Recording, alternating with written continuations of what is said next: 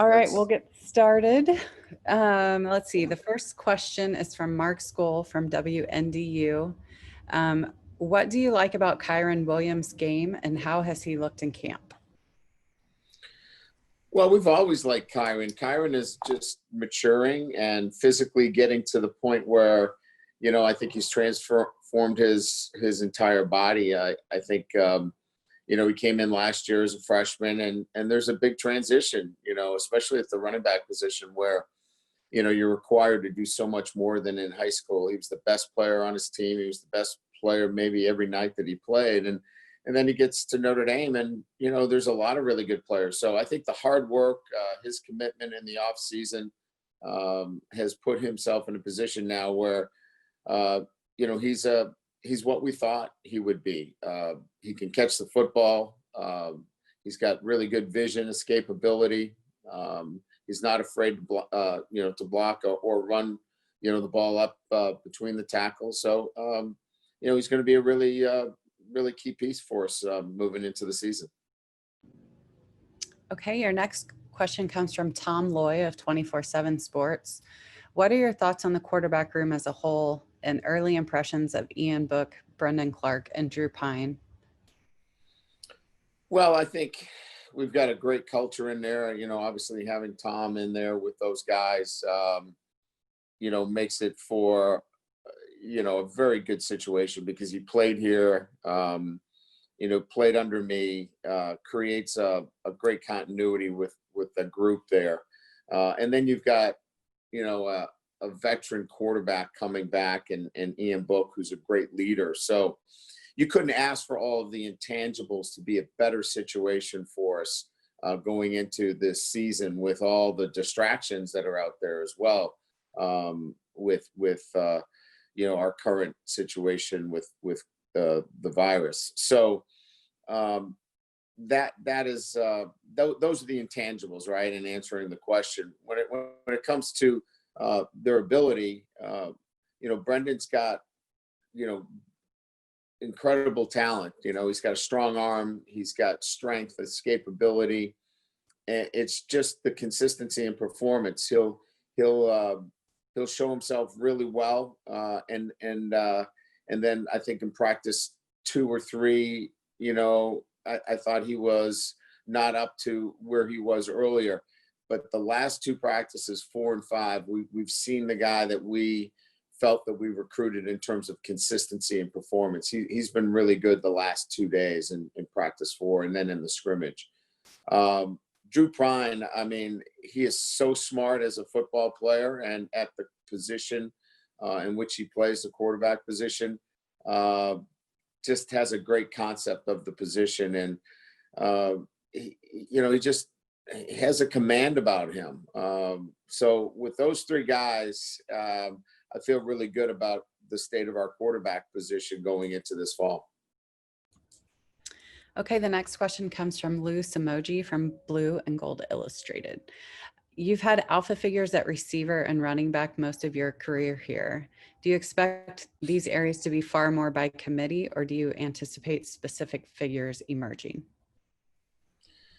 Yeah, I mean, it's a team game. I mean, I don't know that we've ever had a situation where, when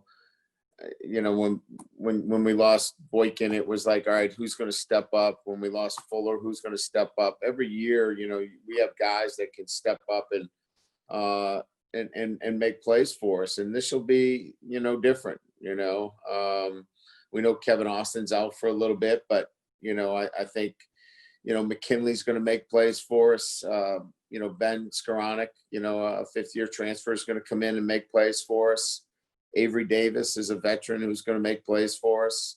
So I think there's a lot of guys that will step up. The tight ends, you lose, a great tight end, and it seems like we've got Tommy Tremble and Brock Wright, Meyer and Bowman, George Takis. So, the tight end wide receiving core, every year we talk about guys, moving on, and that's what we want, right? We want to recruit really good players, develop them. They have great years.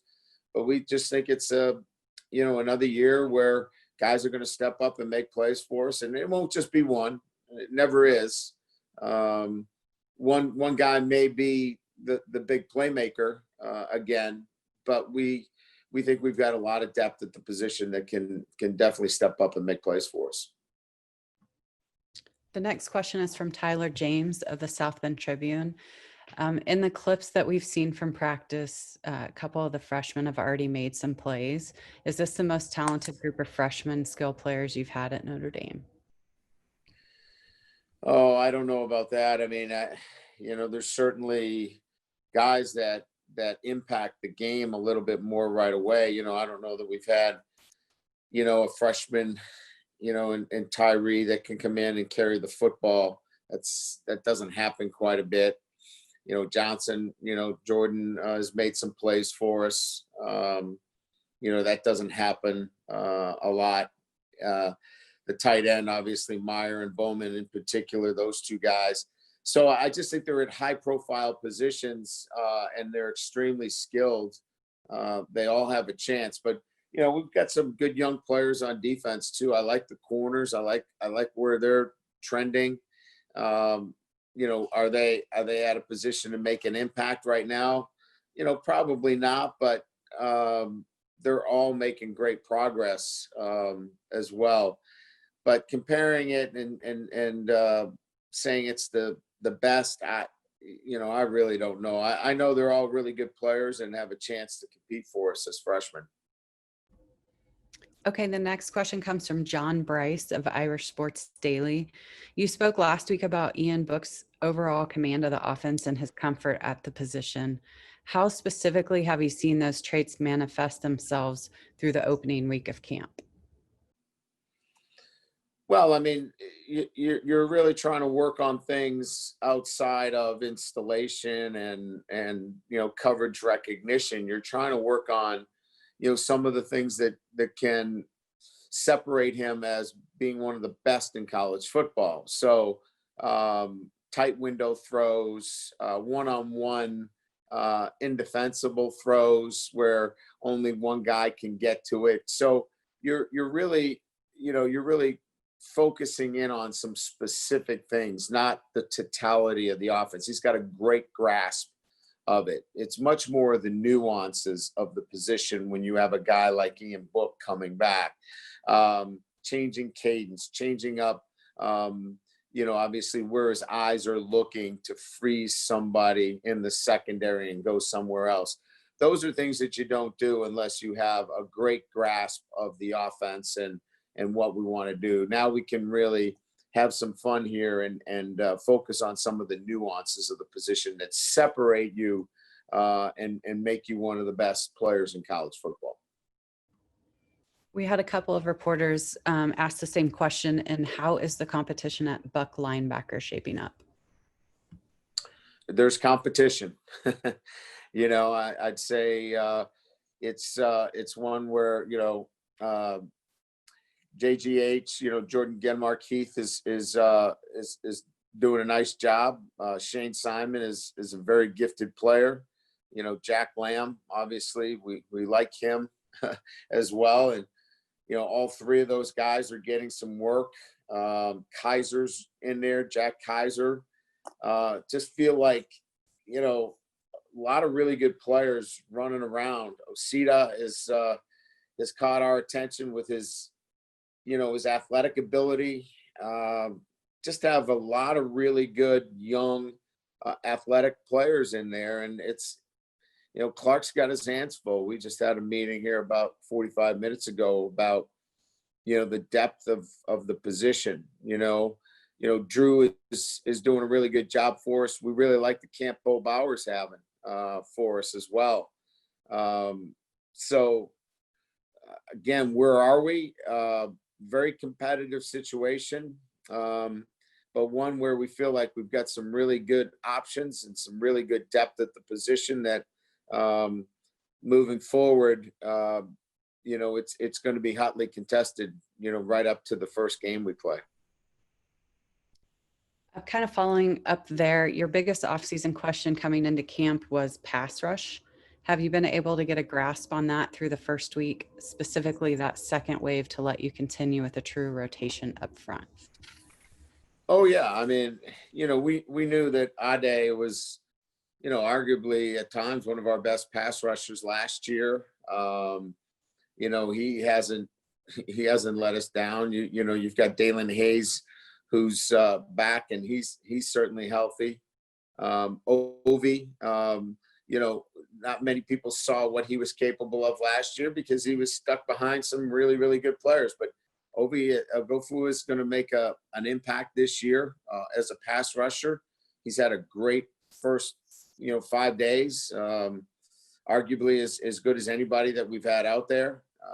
So Isaiah Folsky, again, I think you guys got a glimpse of him. There's 4 guys right there that coming off the edge are going to be impactful, and not a lot of college football teams that can talk about 4 guys that can get to the quarterback that we feel good about. How would you describe the impact Lawrence Keys will have in the offense this season? How's his camp coming along? Good. I mean, look, Lawrence is a kid that we love. He certainly has a skill set that we're going to take advantage of. I think he's going to get a chance to also be involved in the punt return game. As you know, he's much more of a backup to Chris last year, but he's going to be given a chance to take that position over. But we really like Lawrence. I go back to what we were talking about earlier. You just never know who that guy is that's going to step up. He's got the physical ability to do it. He just hasn't really had the chance to do it. Now, this is going to be his chance this year, and there's nothing that we don't like about Lawrence. It's about going out there, getting a chance, and when his number's called, making some plays. Now that school is in session on campus, is there anything different the team is doing to safeguard players, or has your messaging to them changed in any way? No, it's been consistent. Following our protocols, understanding that, certainly students on campus don't change things that much other than, what happens, on the weekends, and they clearly know that. They're very smart. They know that they don't want to be in quarantine. They don't want to be in isolation. That's the worst thing that can happen to a student athlete, that he's away from the things that he wants to do. So we just try to be really transparent. We're testing every week. We tested again today. And so the guys know that they're getting tested. They know that they have to continue to wear masks and, practice the social distancing and stay away from large gatherings. And they just can't do that this year. It's not part of what their routine can be. If they want to play football this year, they've got to maintain that discipline. And, they get that. Hopefully they continue to show the discipline they have up to this point. What have you seen from the offensive line so far? And how do you think this year's group stacks up with some of the offensive lines you've had in the past? Well, they work very well together. Having, obviously Banks and Kramer, obviously with Jared, just that inside, that's a big physical group. And then on the edge, certainly with Hainsey and Eichenberg, you've got 2 guys that have a lot of experience. So physical inside, 2 guys on the edge that are very good pass protectors.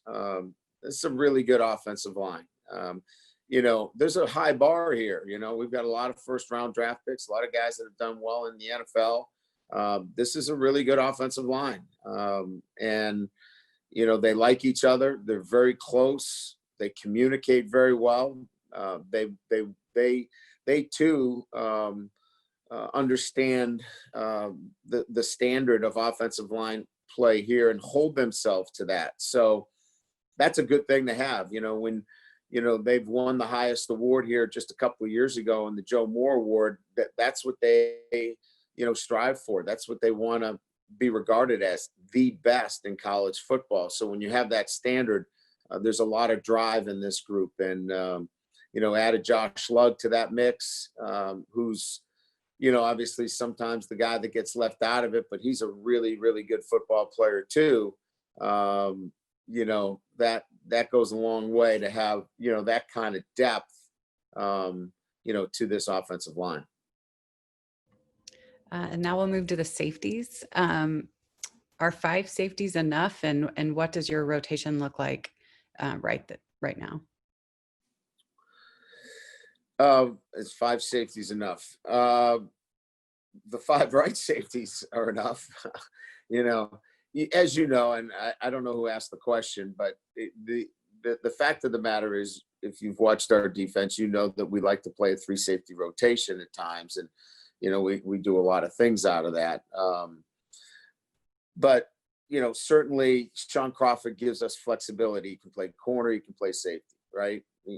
We've got Kyle Hamilton, who's one of the best guys in the country playing that position. Certainly,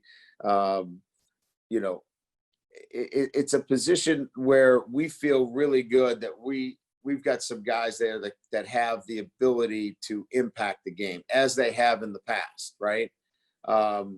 Houston Griffin is back there. Here's a guy who's played corner, played safety, so he's got really good coverage skills. He's still learning the position. He's getting better as we go.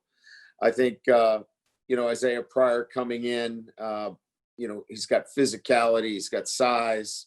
He adds to the mix. Brown and Litchfield, Ajavon Litchfield has had a really, really nice camp for us. So, I don't know how many I've mentioned there, but that's at least 5, maybe 6 that can play the safety position and do the things and have the versatility that we need back there. Coverage skills, the ability to come down and impact the box, pressure, blitz, do some things like that, because we like to play, with 3 safeties at times. Okay, let's see. The next question. Notre Dame has typically played a few ACC teams each season, but obviously this season will be different in playing for the ACC title potentially. Is there any kind of similarity in style among ACC teams? And what makes the ACC stand out from other conferences style-wise? There's some really good football teams. Across the board, you've seen the games that we've played. Now you're adding that consistency week in and week out. But we play a tough schedule. We're playing in just one schedule. So I think we have a great deal of respect for the opponents that we've played in the ACC. They're well coached. The coaching is outstanding. There are different systems, both on offense and defense. You're going to get a variety. The one thing that we do like, obviously, in this makeup is that we've got a better sense of the teams because we've played a lot of them before. And that doesn't always happen to be the case when you play as an independent. You get, different teams each year and new offenses and new defenses. So there's a bit of being a familiar opponent helps in that sense, if you will, playing in this ACC structure. But across the board, you're getting different offenses, a variety of defenses. But I think the standard here is well coached, fundamentally sound on both sides of the ball. And really good athletes that are going to challenge you week to week. And the next question is, have there been any position changes of note during the first week of practice? No, we haven't changed anybody's position. Nobody's moved from a corner to a safety or a guard to a tackle. So everybody is whatever the roster delineation was coming in. Everybody is exactly where they were coming into camp. Okay, the next question is, aside from standard competition within positions, is there likewise a competition for field time between the slot receivers and a second tight end? Yeah, I think you could probably make that case. Trying to decide, what's our best personnel grouping, if that's the question.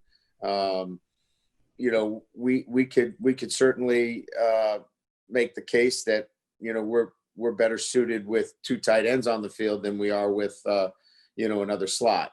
So we're still evaluating that, and quite frankly, you're going to see both, right? You're going to see quite a bit of two tight ends. Tommy Tremble is, look, I'll say it right now, he's one of our better offensive players. So we already know about Mayer. We already know about Brock Wright and Kevin Bauman, George Takis. There's a lot of tight ends too. So we're not just going to be a one tight end offense. Let's say that right now. You may see three tight ends, and you will see three tight ends, and not just in goal line. You're going to see the utilization of three tight ends as a basic package in terms of what we do, because that's our personnel grouping. Those are the guys that can help us win. If we had no tight ends, you'd see 4 and 5 wide receivers on the field. Well, we didn't recruit that way, and that's not what I'm saying that we want. I'm saying we're going to take advantage of the personnel, and we've got 5 tight ends that can play for us. So you're going to see a lot of tight ends on the field, and it's not just going to be 11 personnel. You're going to see some 12. You're going to see some 13, and because that's the kind of personnel that we have that can help us win.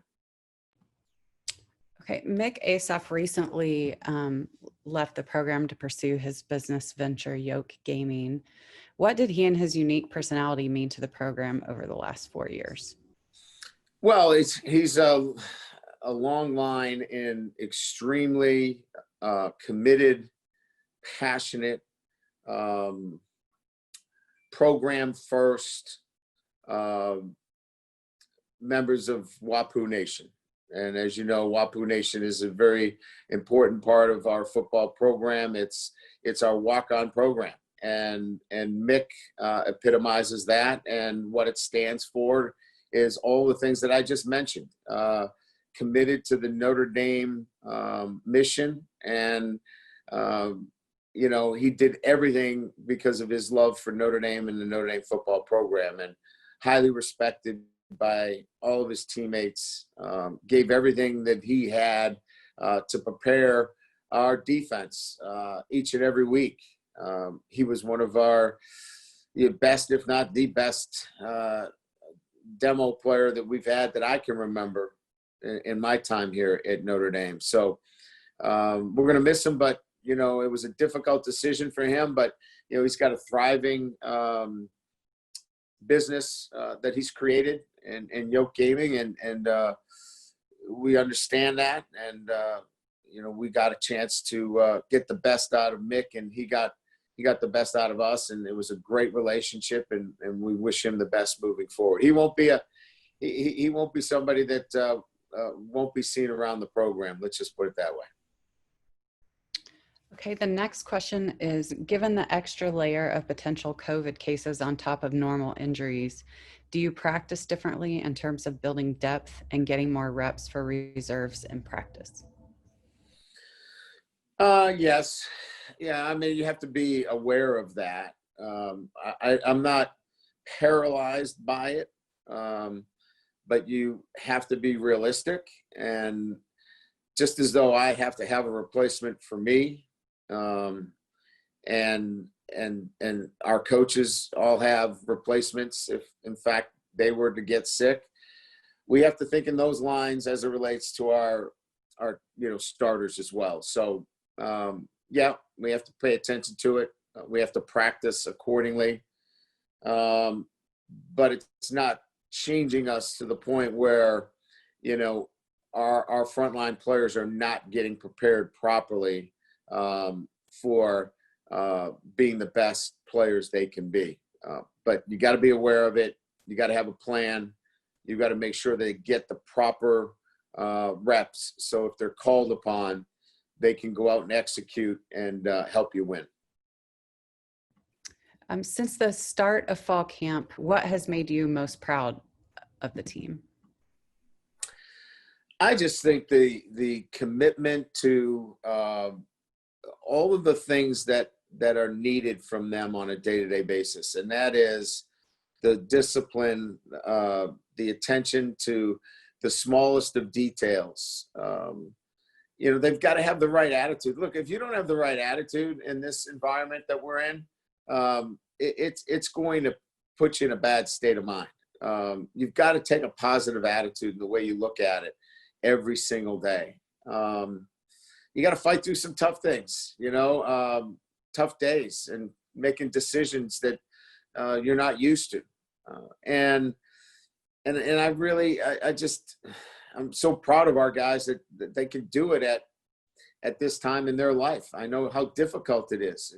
We're all products of, our past experiences and our habits, and they have to break some habits that at their age they're not keen on doing, but they have. And so I think I'm just so proud that they have managed to show those traits over just the emotions of the time, and have kept the level-headedness of it in this very difficult time. And look, it's a long way to go. I mean, we've just, gone through our 5th practice. We've got a lot more practices to go, and they've got to continue to do this, but they've shown they're capable. And to do that, I think I'm most proud of the fact that all of those traits that I just mentioned, I think the one that stands out is the kind of positive attitude they bring to the building every day. Okay, we had a couple of follow-up questions. People wanting to know if you're willing to share who your replacement would be. It would be Lou Emoji. Love it. Love it. Oh, because I know Lou would do a great job with the special teams, and he could keep Polian in from getting on the sideline and getting us 15-yard penalty. I know Lou's the only guy who could do that. We'll go with one or two more questions. How did your players handle the increased physicality with full pads and tackling? Well, as you can imagine, the one thing that you can't work on is the thing that we need to work on, and that's tackling. We hadn't tackled since December.